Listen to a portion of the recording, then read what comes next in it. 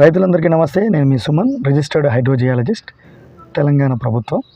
నా phone number మీకు తెలుసు కదా, 7659095430 అండ్ 9866752507.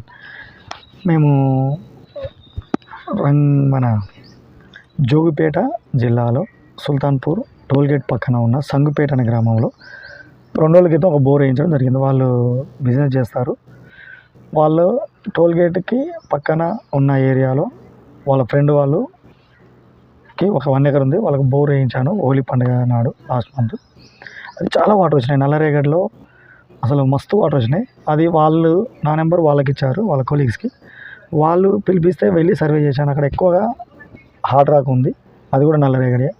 కానీ ఒక బోర్ ఇస్తే 120 ఫీట్స్లలో కొంచెం క్లే లాగా వచ్చి మొత్తం కంటిన్యూస్గా 300 ఫీట్ లాగా వేశారు.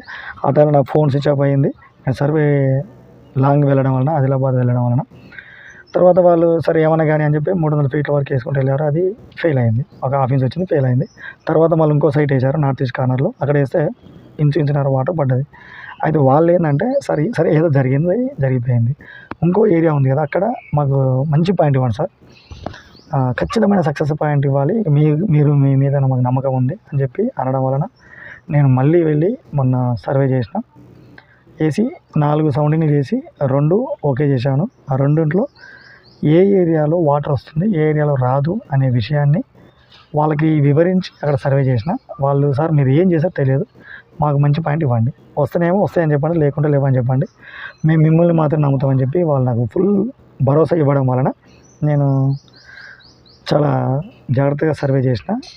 సక్సెస్ అయింది. అసలు 2-2.5 ఇంచుల వాటర్ పడింది. అది ఏ విధంగా ఉంది, మరి ఎలాంటి మ్యాప్లు వస్తాయి, అక్కడ వెళ్ళిన తర్వాత ఏం చేశా అనే విషయాన్ని మీకు చెప్పడం కోసం ఈ వీడియో చేస్తున్నా. చూడండి, సుల్తాన్పూర్ రమేష్ సారు ఇక్కడ కర్సర్ పెట్టిన దగ్గర బోర్ వేశారు, ఫెయిల్ అయింది. ఇక ఒకటి ఇక్కడ ఒకటి వేశారు, ఫెయిల్ అయింది. ఇక్కడ వేశారు, ఫెయిల్ అయింది.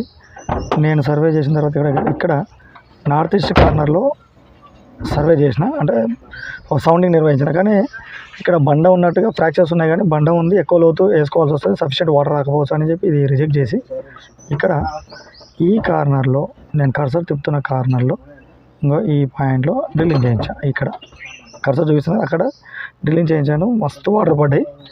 సో మీరు కూడా మీ భూములలో గుడ్డిగా వేసుకోకుండా ఈ విధంగా చేసుకుంటే బాగుంటుంది అని నా ఆలోచన.